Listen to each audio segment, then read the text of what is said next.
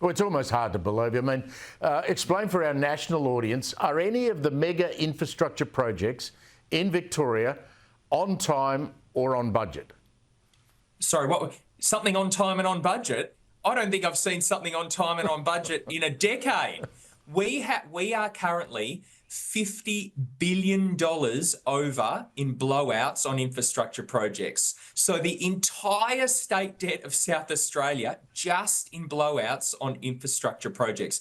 This government has made a practice of never delivering something on time and on budget. They never will. But the scary thing is we have this giant ticking debt bomb now because of it.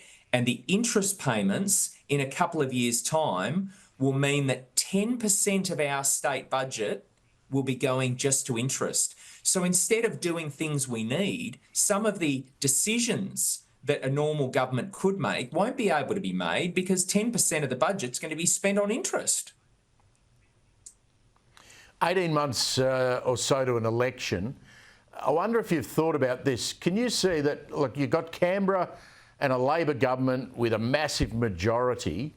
You reckon that they might be thinking about bailing Victoria out between now and November later in next year? Well, they did.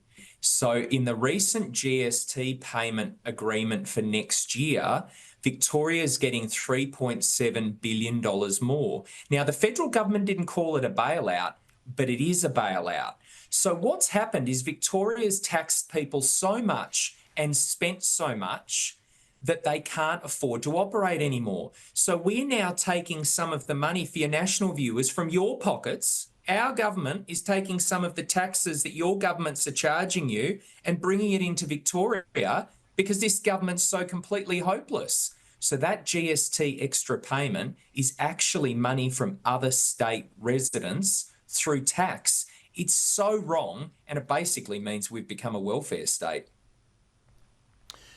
James, just briefly before you go, reports in the Herald Sun today suggesting former leader John Pesutto from the Libs close to negotiating a loan, maybe for over $1 million, to pay Moira Deeming's legal fees. Is that what you're hearing?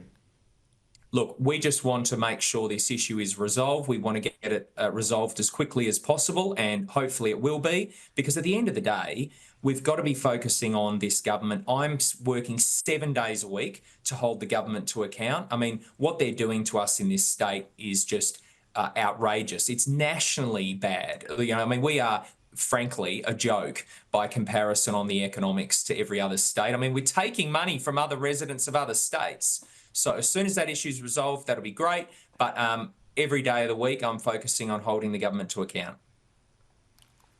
Just one thing, I can't resist asking you about this. The latest budget papers show that the Victorian Labor government is going to spend $81 million in the current budget on economic and policy advice. I note that one of the bank economists offers to do it for nothing. I mean, what the hell is the public service being paid for if we're spending $81 million on advisors from outside the public service?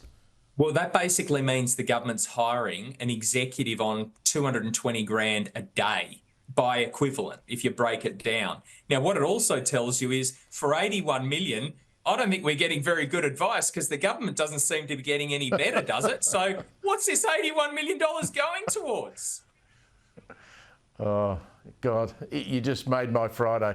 Thank you, James. Catch you again soon. James Newbury there, talking sense in regard to Victoria's finances. It is just breathtaking, I've got to say.